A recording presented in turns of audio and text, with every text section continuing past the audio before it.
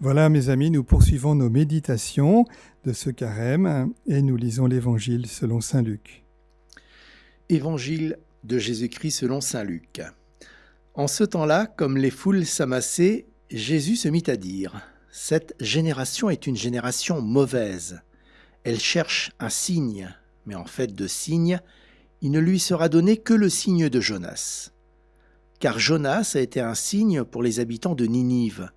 Il en sera de même avec le Fils de l'homme pour cette génération.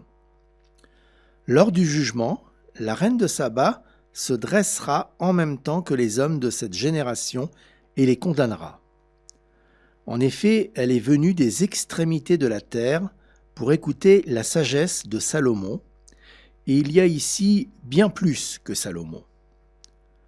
Lors du jugement, les habitants de Ninive se lèveront en même temps que cette génération, et ils la condamneront. En effet, ils se sont convertis en réponse à la proclamation faite par Jonas, et il y a ici bien plus que Jonas.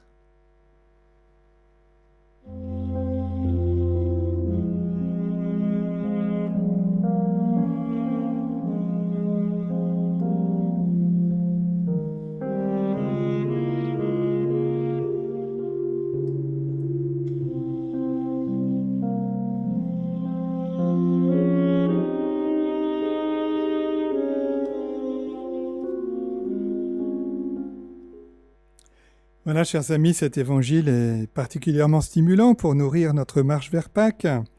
Jésus s'inquiète et du souci de sa génération a toujours recherché des signes.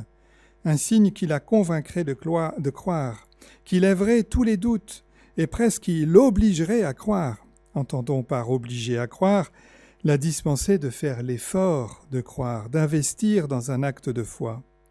En effet, faire un acte de foi, bien compris, suppose un investissement de sa personne, de son temps, parfois de son argent. Croire, c'est accepter de rentrer dans un processus de conversion et donc de changer des habitudes, des manières de faire ou de voir. D'une certaine manière, celles et ceux qui demandent un signe demandent un savoir, une certitude, mais non pas à changer de vie. Alors Jésus propose non pas une certitude, mais une attitude qui consiste à le suivre et à l'imiter. Le savoir peut nous laisser tranquilles chez nous. Les démons savent tout sur Jésus, pourtant ils ne croient pas en lui. L'attitude suppose quant à elle l'engagement de tout notre être et pas seulement, et sans doute pas d'abord, de notre intelligence. Commençons par regarder les deux exemples que donne Jésus pour aider sa génération à dépasser la quête d'un signe. Il propose de revisiter deux personnages bien connus dans la Bible, la reine de Saba et le prophète Jonas. La reine de Saba venait de loin, de l'actuel Yémen, le sud-ouest de l'Arabie saoudite, actuellement tout en bas de la Corne. Et elle monte de sa région, de son royaume, pour rencontrer le roi Salomon, le roi d'Israël, et pour écouter sa sagesse dont la renommée était venue jusqu'à elle, à travers les caravanes de marchands qui racontent les choses. Elle ne s'est pas contentée des histoires que l'on racontait sur le roi Salomon. Elle s'est déplacée et a fait un long voyage du sud de l'Arabie à Jérusalem. Elle a pris du temps parce qu'elle estimait que la valeur de cette rencontre méritait cet effort.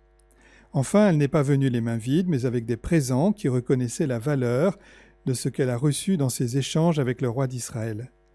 Ce que reproche Jésus à sa génération, c'est que la reine de Saba, qui est une païenne, a fait des milliers de kilomètres à dos de chameau pour écouter la sagesse du roi Salomon, alors que ses contemporains qui sont juifs, c'est-à-dire qu'ils héritent non seulement de la sagesse de Salomon, mais aussi de celle de tous les prophètes, et qu'ils ont sous les yeux, lui-même, Jésus, la source de la sagesse de Salomon, eh bien ils ne sont pas capables de le reconnaître ou de reconnaître en lui une sagesse qui les emmènerait plus loin et qui mériterait plus que du scepticisme.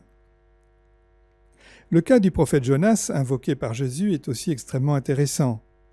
Jonas est un prophète, c'est son métier, c'est sa vocation, et il entend vraiment la parole de Dieu qui lui demande d'aller à Ninive. C'est l'actuelle ville de Mossoul, en Irak. Mais Jonas déteste les Ninivites. Il veut leur mort et leur disparition. Ce sont des ennemis d'Israël et la seule bonne solution consiste à les voir disparaître. Alors le problème, c'est que si Dieu annonce leur destruction dans les 40 jours, c'est qu'il leur reste encore 40 jours pour se convertir. Aussi, le premier réflexe de Jonas, c'est de faire le contraire de ce que Dieu lui demande. Il fuit à l'opposé. L'Irak étant à l'est, il va à l'ouest et il prend un bateau sur la Méditerranée. C'est parce que il ne veut pas que la parole de Dieu se réalise. Et ce n'est pas parce que l'on est prophète que l'on est forcément en phase avec Dieu. La preuve. Comme il n'est pas d'accord, au lieu d'aller donc à l'est, il prend un bateau sur la Méditerranée. Et nous savons tous ce qu'il advint. Il y eut une grande tempête, et pour sauver l'équipage de la colère de Dieu, Jonas se jette à l'eau, un gros poisson l'avale, et Jonas passe 3 jours dans le ventre du poisson avant d'être rejeté sur la plage.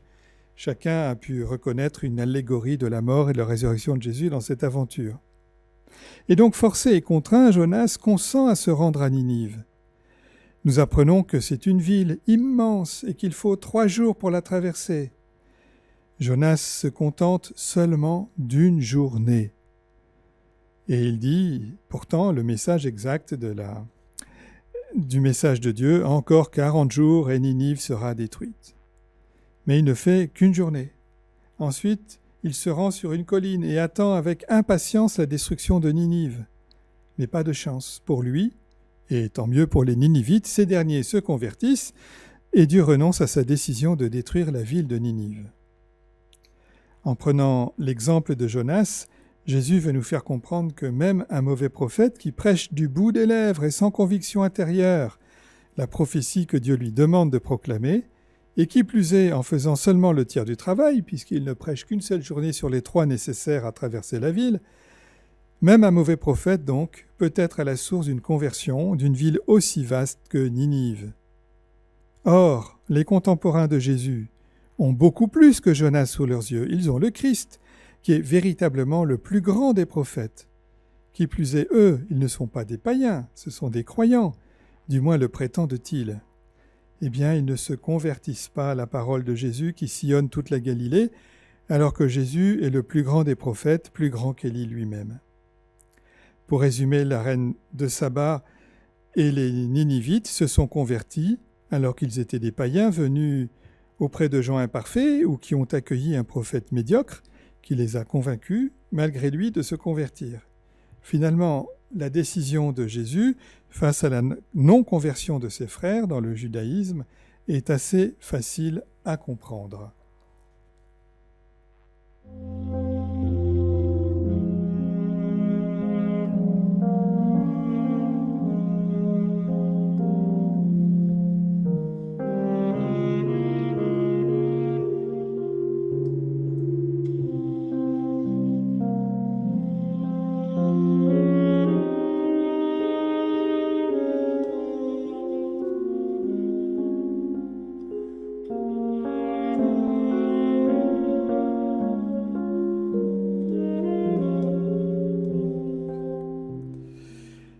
Dans le registre des paraboles, et pas seulement dans les dialogues avec ses contemporains, Jésus essaye de nous faire passer un message un peu semblable sur la question du signe qui aiderait plus à croire.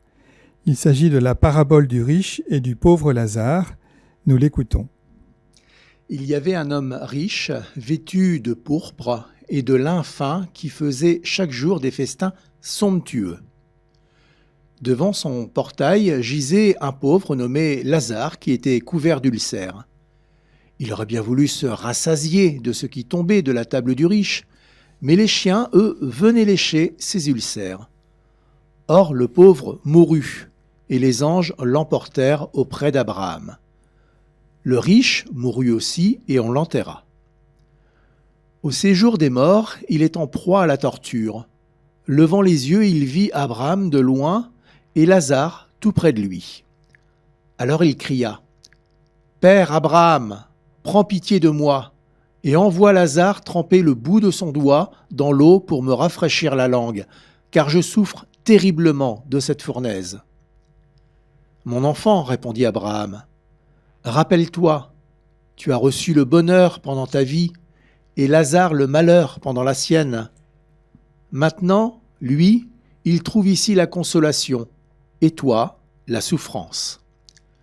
Et en plus de tout cela, un grand abîme a été établi entre vous et nous, pour que ceux qui voudraient passer vers vous ne le puissent pas, et que de là-bas non plus on ne traverse pas vers nous. » Le riche répliqua : « Eh bien, Père, je te prie d'envoyer Lazare dans la maison de mon père.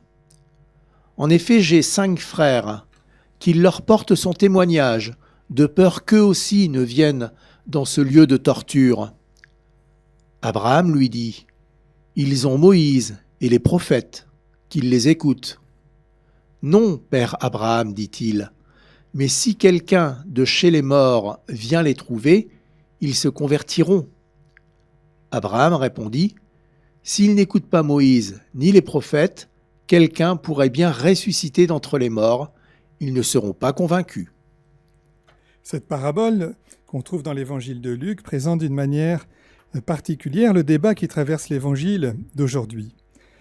Il s'agit au fond d'une vision assez traditionnelle, populaire, du paradis et de l'enfer, tel qu'on l'a raconté sans doute dans les chaumières de l'époque, qui n'a rien de théologique au sens où c'est comme ça que ça va se passer pour nous, mais c'est une manière de présenter la question de qu'est-ce qui peut aider à croire les frères du riche pour qu'ils ne tombent pas à leur tour en enfer. C'est juste une tapisserie qui permet de mettre en place le débat. L'idée du riche, c'est de faire ressusciter Lazare pour qu'il parle à ses frères. Sa résurrection sera un signe très convaincant selon le riche. Mais Abraham lui fait une réponse à laquelle il ne s'attendait pas. S'ils n'écoutent pas Moïse ni les prophètes, quelqu'un pourra bien ressusciter d'entre les morts, ils ne seront pas convaincus. Même le signe de la résurrection d'un mort, ce qui serait quand même le signe le plus fort que l'on puisse trouver, ne serait pas suffisant. Le fait est que le signe ne parle pas s'il n'y a pas la foi avant. En fait, il faut croire pour voir. Il faut croire pour que les signes soient parlants. Évidemment, on peut extrapoler et relire à partir d'aujourd'hui. Est-ce qu'une apparition de Jésus-Christ au milieu d'une foule la convertirait instantanément ? C'est pas sûr. La foi est la clé de la compréhension des signes que Dieu nous envoie. Dans cette parabole, Jésus nous apprend que la foi vient à partir des Écritures, de Moïse et des prophètes. Aucun d'entre nous ne peut se passer des Écritures. Par 2 fois d'ailleurs, dans des situations réelles et non pas en parabole, Moïse et les prophètes reviendront pour soutenir l'enseignement du Christ. La première fois, c'est sur la montagne, le jour de la transfiguration. Lorsque Jésus est transfiguré devant Pierre, Jacques et Jean, il est entouré de Moïse et d'Élie qui sont tournés vers lui et qui discutent avec lui, un peu pour nous faire comprendre que toute l'Écriture nous conduit au Christ. L'autre fois, c'est avec les pèlerins d'Emmaüs, pour leur expliquer ce qui venait d'arriver, sa mort, sa résurrection et tout ce qui le concernait. Et pour ce faire, il reprend Moïse et les prophètes. Et d'ailleurs, les disciples diront après, « Notre cœur n'était-il pas tout brûlant lorsqu'il nous expliquait les Écritures ?» Ce que nous pouvons comprendre de tout cela, c'est que rien ne peut se faire dans les Écritures. L'Ancien ou le Premier Testament, comme on dit, ou bien le Nouveau Testament depuis Jésus, voilà, nous ne pouvons rien faire sans ces textes. Ce temps de carême que nous commençons à vivre peut être l'occasion de trouver ou de retrouver des temps de lecture de la parole de Dieu. Elle est la source de toute notre foi, de toute notre vie chrétienne. Nous pourrions choisir, jusque le jour de Pâques, de lire un livre biblique complet, un évangile, une lettre de saint Paul comme celle des Éphésiens, ou bien encore le livre du prophète Isaïe, certes un peu long, mais on l'appelle aussi l'évangile de l'Ancien Testament. Comment lire ? Oh, il s'agit plus de goûter la parole que d'en savoir beaucoup. On n'est pas pressé, il ne s'agit pas de lire pour lire, il ne s'agit pas tant de travailler la parole que de se laisser travailler par elle et de la ruminer tant qu'elle nous nourrit. Dans l'Écriture, il y a le Notre Père, nous le prions à nouveau. Notre Père qui es aux cieux, que ton nom soit sanctifié, que ton règne vienne, que ta volonté soit faite sur la terre comme au ciel.